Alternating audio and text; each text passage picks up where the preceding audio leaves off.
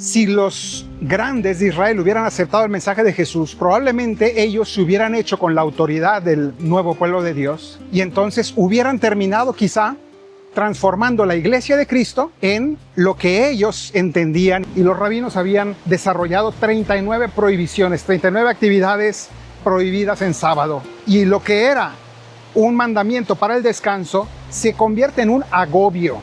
Si su enseñanza no sintoniza, no armoniza con la revelación del único que conoce al Padre, que es Jesucristo, entonces este domingo vamos a leer el final del capítulo 11 de San Mateo.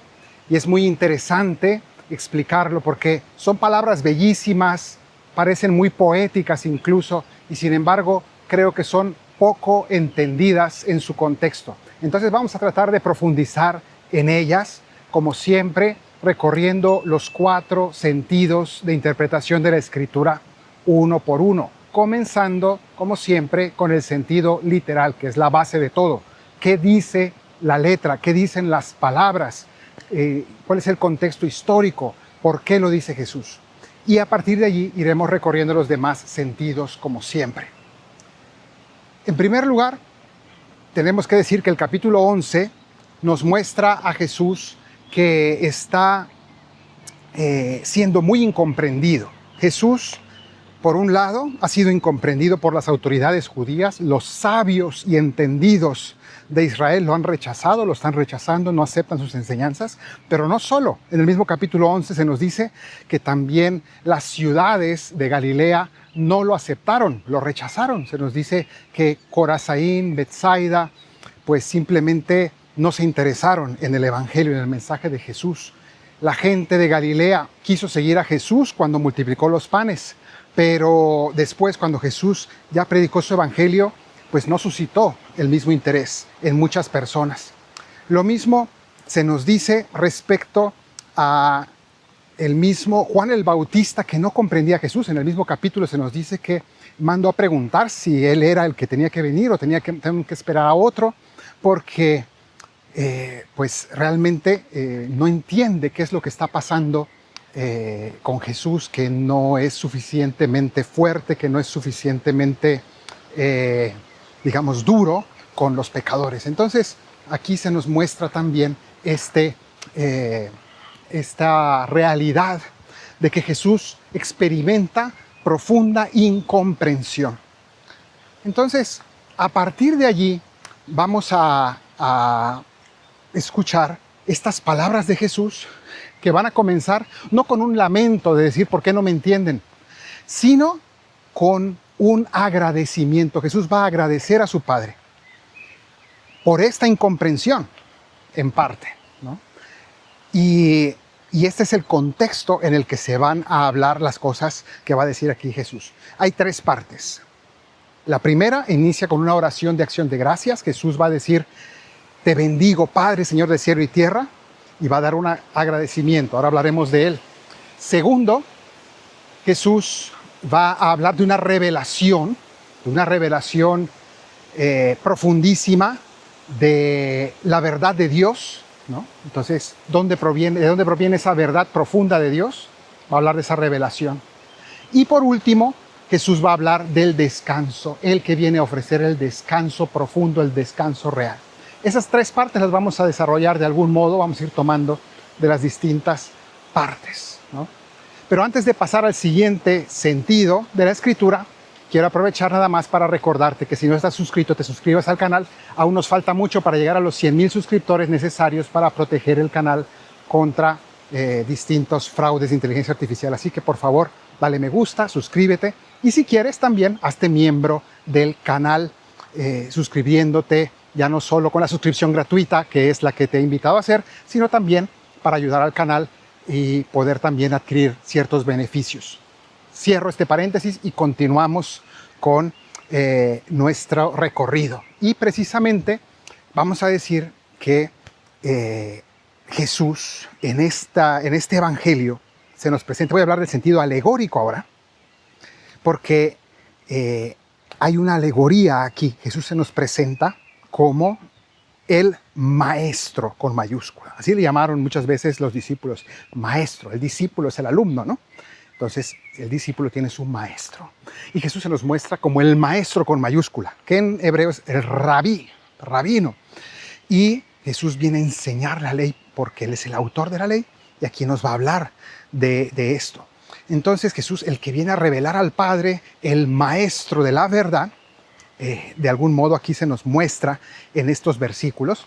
Hay un juego de palabras muy bello en latín que dice que Jesús, sobre todo en la cruz, pero no solo, Jesús mismo es magister et minister.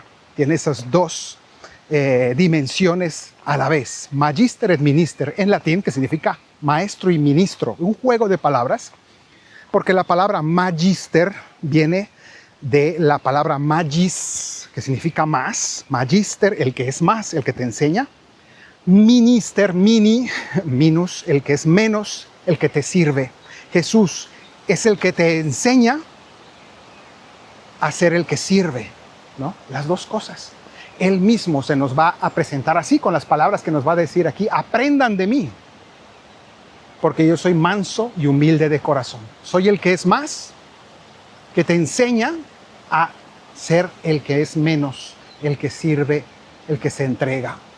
Entonces, esta es como la alegoría que de algún modo se deja ver en este pasaje del Evangelio. Y pasemos ahora al sentido moral. Y en primer lugar, Jesús nos va a decir, cuando bendice al Padre, dice: te bendigo, Padre, Señor del cielo y de la tierra, porque no has revelado estas cosas a los sabios y entendidos, hablando en ese caso de las autoridades de Israel, de los grandes rabinos que no aceptaban sus enseñanzas. Y dice, ellos no han entendido nada. Pero en cambio, ¿quiénes sí están aceptando el mensaje? Aquel pueblo menospreciado por los sabios, esa gente sencilla, ignorante, los campesinos, los pescadores, gente sencilla que están recibiendo el Evangelio, están recibiendo el mensaje y lo están aceptando en sus corazones. Y bendice al Padre, primero por la salvación que está llegando a los pequeños, pero también por una cosa muy importante, y es que si los grandes de Israel hubieran aceptado el mensaje de Jesús, probablemente ellos se hubieran hecho con la autoridad del nuevo pueblo de Dios, y entonces hubieran terminado quizá transformando la iglesia de Cristo en lo que ellos entendían, y de algún modo hubieran terminado reduciendo el mensaje de Cristo a lo que ellos creían que debía ser. En cambio, Jesús dice, no, aquí hay que empezar de cero, hay que empezar de nuevo, no de cero, pero de nuevo, en el sentido de hay que tener una nueva mirada de Dios, ¿no? Hay que entender a Dios como lo entienden los pequeños, los sencillos. En ese sentido, es una invitación a que nosotros seamos también de esos pequeños y sencillos. Y me hace pensar esto: ¿cuántas veces en la iglesia, no solamente en tiempos de Cristo, los rabinos, que es muy fácil criticarlos a ellos, pero también en nuestra iglesia, cuántas veces los sabios y entendidos, los teólogos, los maestros biblistas y tantas personas con muchos estudios, podemos ser fáciles a criticar, a menospreciar la piedad popular, por decir un ejemplo, ¿no? Piedad popular significa las procesiones, la gente que enciende veladoras, que reza ante imágenes, la gente que reza el rosario de ciertas maneras, ¿no? Todos debemos rezar el rosario, pero quiero decir que ciertas prácticas que de algún modo a los grandes entendidos puede parecer que es algo risible, que es algo incluso ridículo de algunas maneras, ¿no? Gente que en el fondo exagera o que toma demasiado literal las cosas, cuando en realidad muchísimas veces son esas personas pequeñas y sencillas las que tendrían mucho que enseñarnos a los estudiados, ¿no? Porque en el fondo son los que de verdad captan la esencia del mensaje de Dios. No estoy diciendo con esto, no quiero canonizar la ignorancia, no quiero decir que la gente sencilla nunca se equivoca, pero la sencillez de corazón, de algún modo, suele conllevar una cierta garantía de entender, de sintonía con el corazón de Cristo, ¿no? Y de entender lo esencial, ¿no? Aunque no se sepa mucha teología, lo esencial, la humildad y mansedumbre, de algún modo conecta con el corazón de Cristo, como nos dirá después el Señor Jesús. Entonces aquí tenemos esta enseñanza moral de la sencillez, la pequeñez, la humildad, del modo en que juzgamos a las personas sencillas, ¿no? Y el modo como sopesamos las cosas. Pero también hay otra cosa interesante, y es el hecho de que Jesús nos dice que en este pasaje nos habla de su yugo. Dice, cargad con mi yugo, ¿no? Porque mi yugo es suave, mi carga ligera.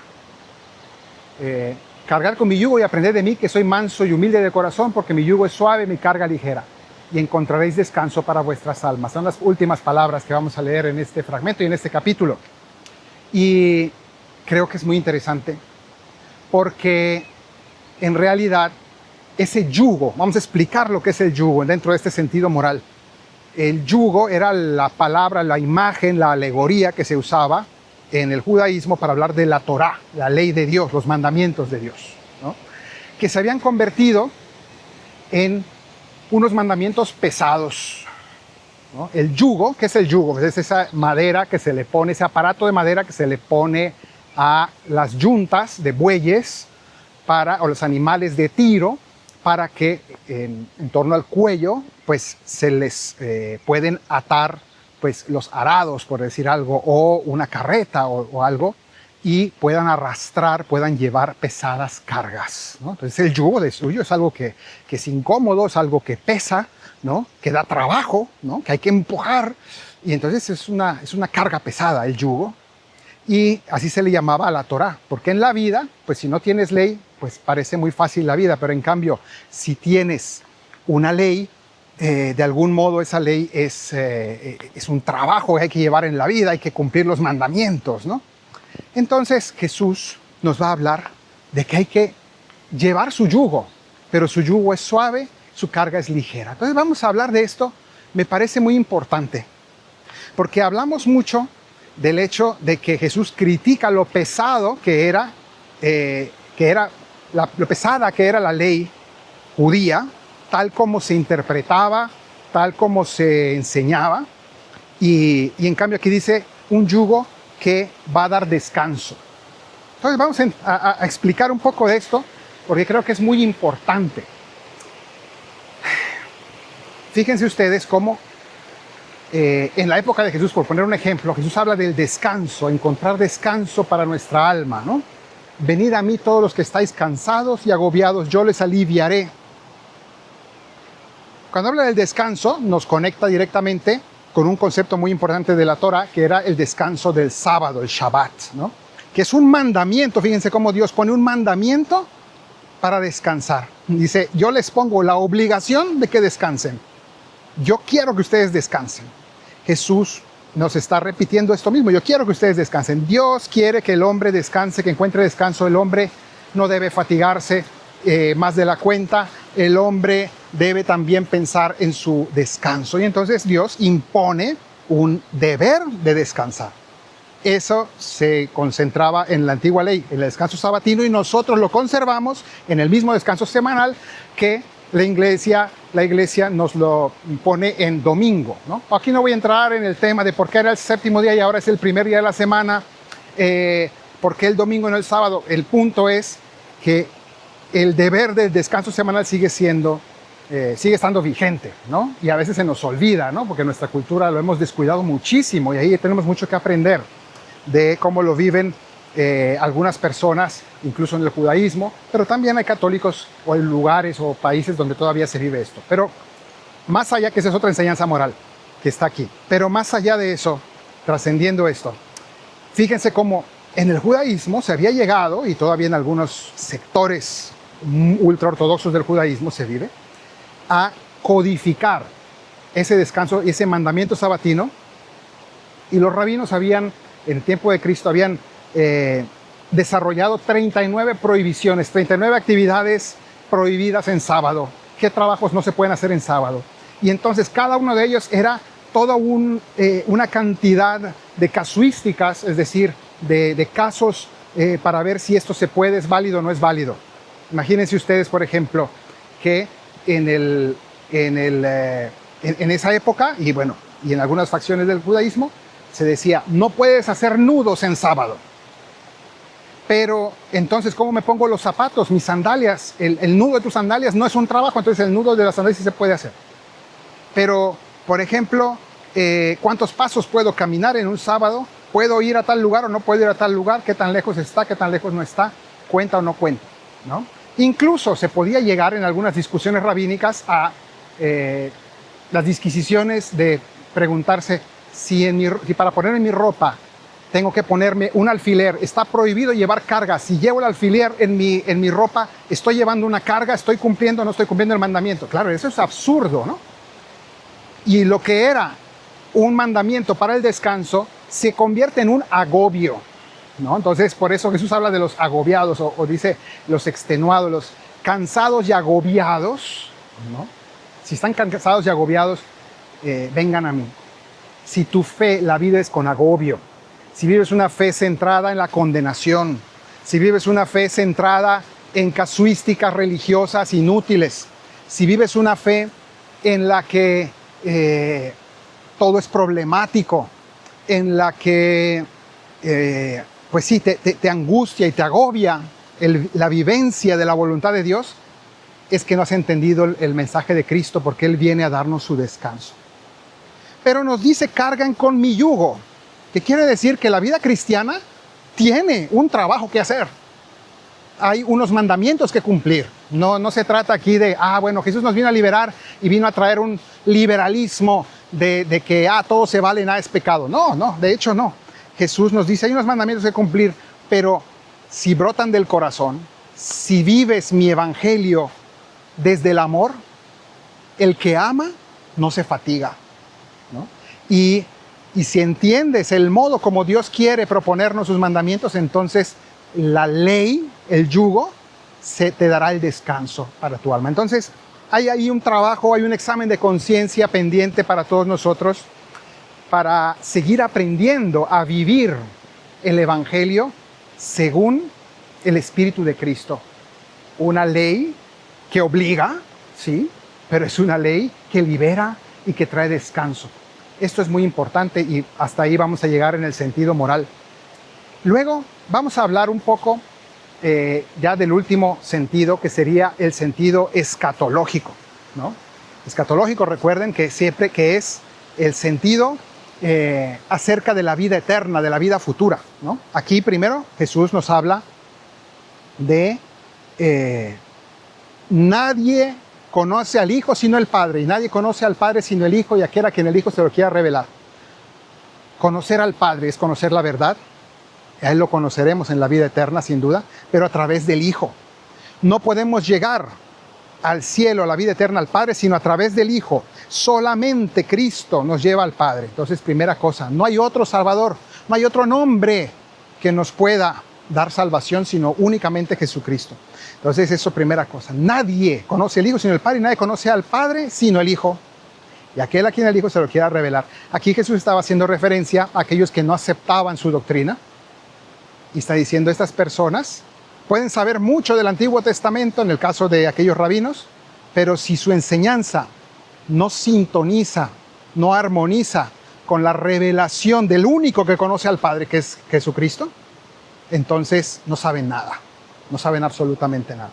Ahora bien, en este sentido escatológico, vamos a centrarnos en la palabra descanso. Yo os daré descanso.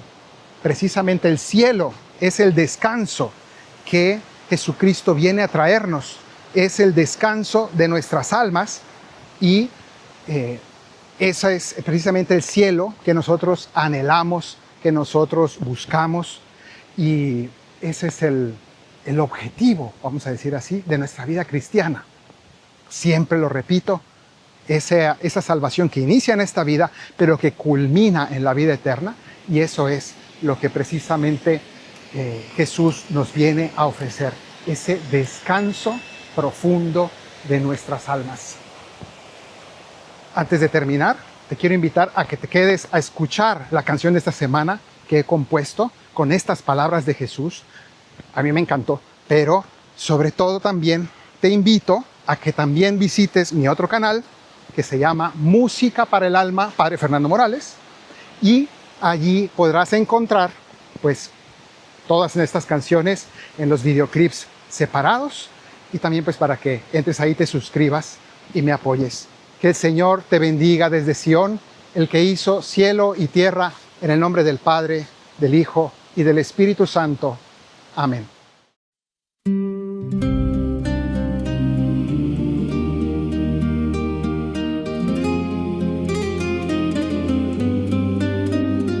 Venid a mí los que estáis cansados. Venid a mí. Venid a mí. Venid a mí si estáis agobiados. Yo alivio os doy. Yo alivio os doy. Tomad mi yugo sobre vosotros, aprended de mí, aprended de mí, porque yo soy manso y humilde de corazón,